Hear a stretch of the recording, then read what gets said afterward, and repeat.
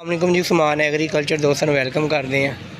ਗੱਲਾਂ ਮੰਡੀ ਦੇ ਅੰਦਰ ਆਪਾਂ ਆ ਗਏ ਹਾਂ ਤੇ ਗੰਦਮ ਦੀ ਲਾਈਵ ਬੋਲੀ ਸ਼ੁਰੂ ਹੋ ਚੁੱਕੀ ਆ ਤੇ ਆਪਾਂ ਦੇਖਦੇ ਹਾਂ ਅੱਜ ਗੰਦਮ ਕੀ ਰੇਟ ਤੇ ਵਿਕਦੀ ਹੈ। ਢੇਰੀ ਮਾਸ਼ਾਅੱਲਾ ਕਾफ़ी ਵੱਡੀ ਨਜ਼ਰ ਆ ਰਹੀ ਹੈ ਤੇ ਦੇਖਦੇ ਹਾਂ ਆਪਾਂ ਦੋਸਤੋ ਗੰਦਮ ਕੀ ਰੇਟ ਵਿਕਦੀ ਹੈ। ਇਹ ਮਾਸ਼ਾਅੱਲਾ ਕਾफ़ी ਕਸਟਮਰ ਆਏ ਹੋਏ ਲੈਣ ਵਾਲੇ।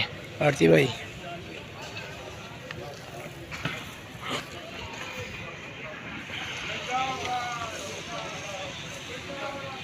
ਲੋ जी देखते किन्ने हत्थे आके बोली होंगी है। दोस्त जो चैनल पर नहीं उन्होंने गुजारिश है कि चैनल सबसक्राइब कर लो ताकि सारिया वीडियो तुम दोस्तों को मिलती जान।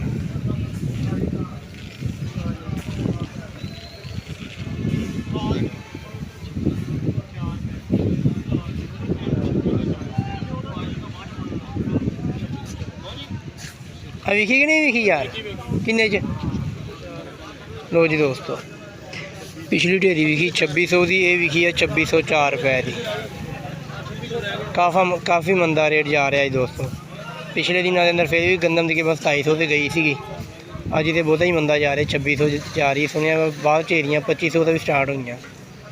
ये दोस्तों गल्लां मंडी की सूरत हाल। बाकी तुहाडे इलाके की गंदम का रेट आ सानू लाजमी दसो। इंशाअल्लाह कि नई वीडियो नाल दोबारा मिलांगे। दोस्तों का बहुत सारा ख्याल रखियो। अल्लाह हाफिज़।